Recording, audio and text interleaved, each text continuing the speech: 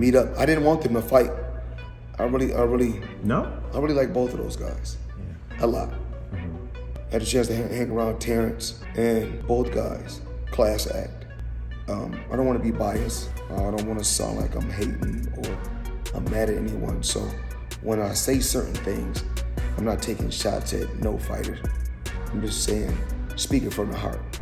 Floyd Mayweather gave nothing but love after the fight, calling Crawford a generational talent who proved that boxing is still a game of brains before brawn. Thanks, Floyd.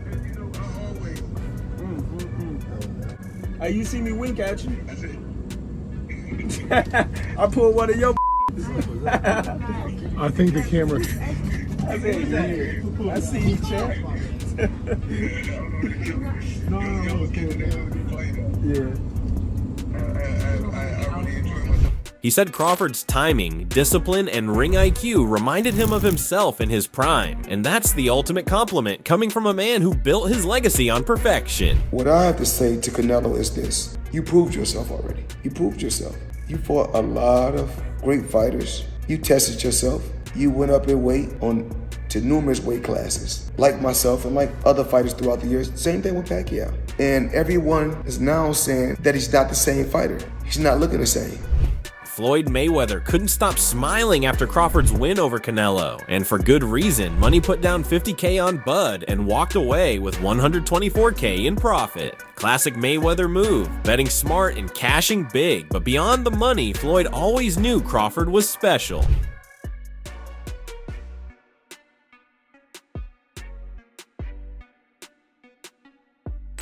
I be hating on Mayweather too. Continue to hate. You know, people only talk about winners. I'm a winner, so continue to talk.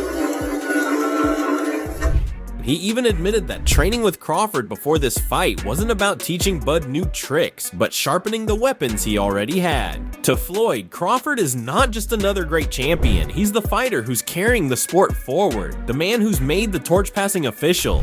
You just made like a whole resume of stuff tonight. It means a lot to me because, you know, anybody can be a nobody, like I said, you know, and that's all they say I've been fighting is nobodies. So what can they say now? Somebody tell me, what can you say now? And say congratulations. Mayweather made it clear he's proud of Bud, proud of being a part of his journey, and proud that boxing still has a true master at the top. Floyd just finished showering Bud with praise, and honestly, it felt like passing the crown in real time. You, me, all of us. We just witnessed the pretty boy of this era giving his stamp of approval to the guy who just climbed Everest with a mouthpiece in. If you can, compare and contrast the fight between yourself and Floyd Mayweather Jr. and tonight's bout with Terence "Bud" Crawford, if you can. No, I think Crawford is way better than Floyd Mayweather. And then Bud sits down on inside the ring, cool as ever, talking about destiny, like he's been waiting for the world to catch up to him. I don't know about you, but I love how he doesn't even need to scream or flex.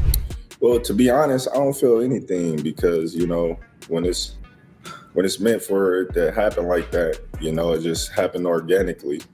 You know, I know where I was meant to be. I know my place in the sport where I was, you know, destined to be at. So I just take it in stride.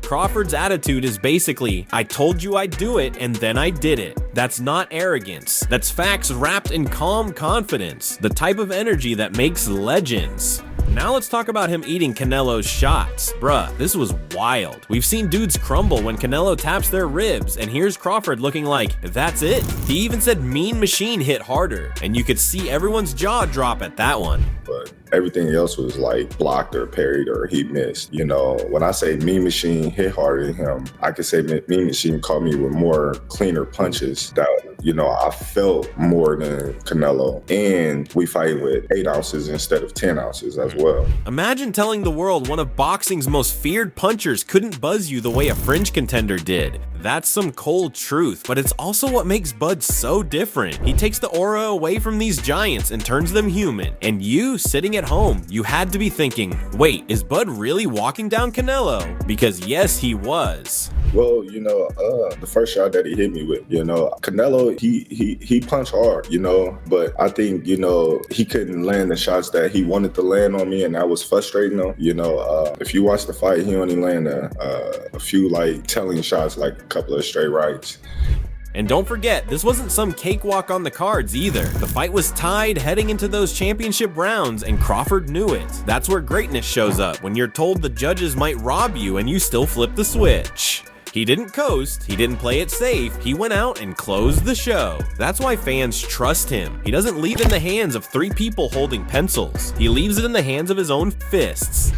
It was one round where, I dominated in the scorecards. They gave it to Canelo, and that just changed the whole mentality of the fight. They was just like, all right, you got to go out there and win these rounds. You got to go out there and win these rounds.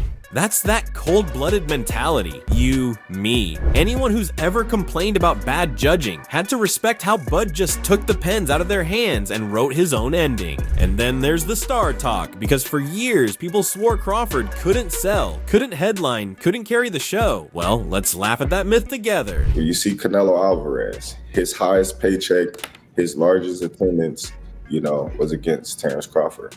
And a lot of people, they don't give me no credit. They just, try to demise who Terence Crawford is and give the other fighter all the credit. The same guy they called not marketable just gave Canelo Alvarez his biggest paycheck and biggest crowd ever. That's insane. You can't say Bud's not a star when he just filled up Allegiant like a Super Bowl halftime act. And the best part, he did it without clowning, without chains, without cheap trash talk. Just skill, history, and a little patience for the world to finally catch on. If that's not superstar energy, I don't know what is. We both made this fight happen, and history was made, on both ends, because without Canelo, there wouldn't be no history-making fight. Without Terence Crawford, there wouldn't be no history-making fight. So you got to give both of the fighters credit. And just when you thought Crawford's dismantling of Canelo was the peak moment of his career, here comes Stephen A. Smith turning up the volume like only he can.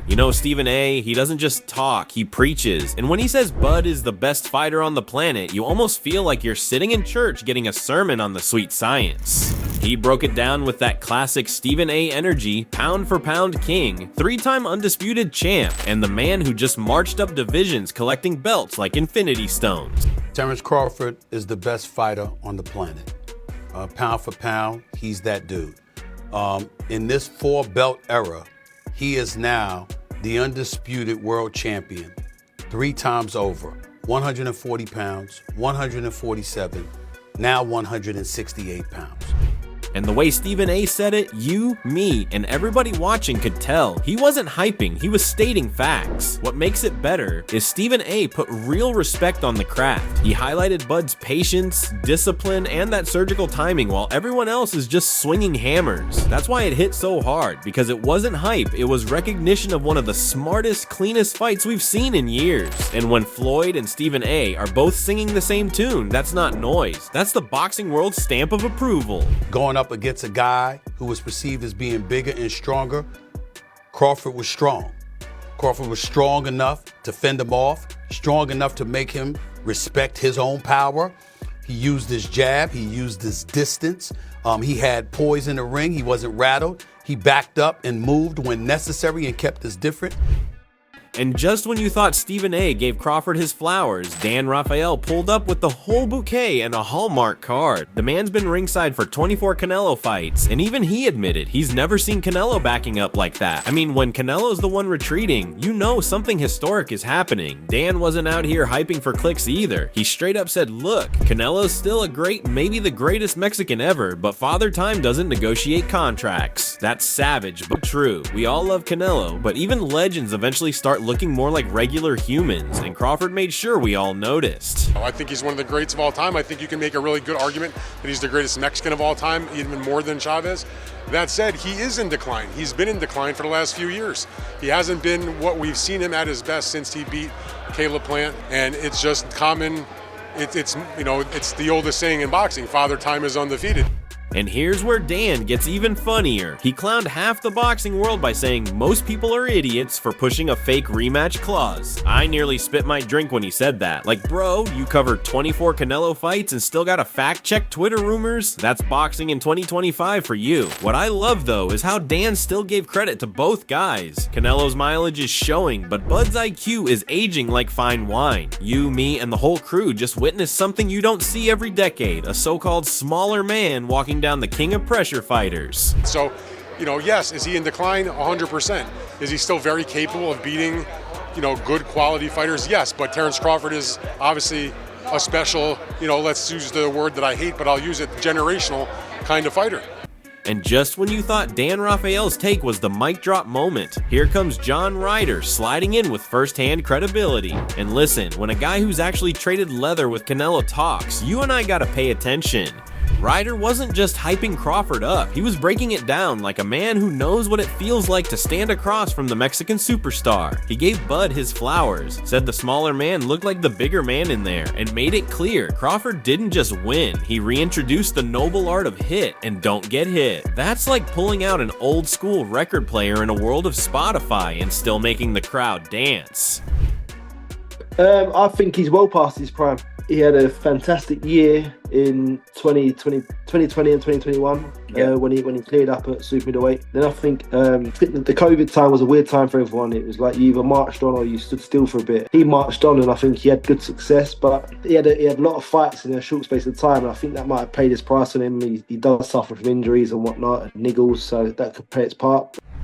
But here's where it got real. Ryder admitted Canelo's past his prime, but still respected the grind. That's the kind of honesty fans crave, because it's not hate, it's reality. He basically said, yeah, the miles are there, but Canelo still dared to step in. That's legacy stuff, no matter what the scoreboard says. And I like that Ryder didn't just crown Crawford. He reminded us that boxing isn't only about belts and numbers. It's about who's willing to walk into the fire. And both these guys did. For sure, and I think we shouldn't be talking about if he does. I think he is a great fighter. In the modern recent years, what he's done has been unbelievable.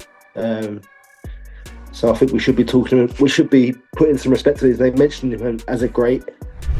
So when you put it all together, Floyd praising him like a mirror image of his prime, Stephen A. preaching the gospel of Bud, Dan Raphael calling out the history we just witnessed, and John Ryder giving that fighter's eye breakdown, you realize this wasn't just another big fight night. This was a shift in the boxing world, a real remember where you were when it happened moment. Crawford didn't just beat Canelo, he stamped himself as the guy who defines this era. But hey, that's my take. What about yours? Did Crawford just walk into the all-time greats club, or do you think Canelo still has something left to say? Drop your thoughts in the comments, let's debate it out. And yo, don't ever forget, share, and subscribe to Boxing Headquarters for more fire breakdowns. Until next time, we're signing off, see you in the next one.